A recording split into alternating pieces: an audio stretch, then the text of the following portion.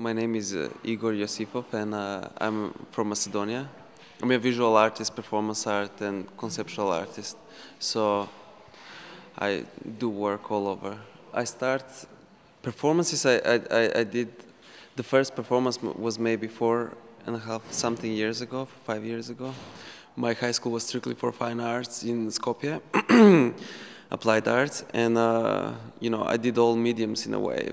So because I wanted to have that visual language, so in order to express myself. So, you know, from sculpture to painting to installation to glass, printmaking, everything. For me, developing as an artist, I start realizing that the idea and the concept is the most important thing for me. And then I discovered performance, and with performance, you know,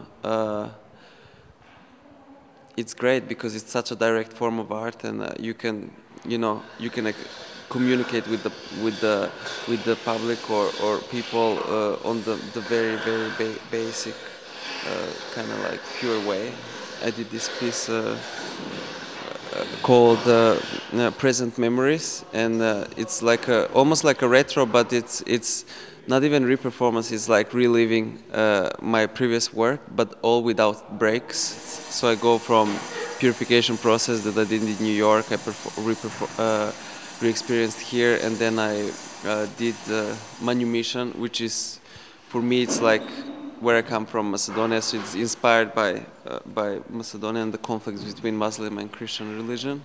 And then I did the Mental Prison, Just the Line, which is like a memory of performance I did in New York as well.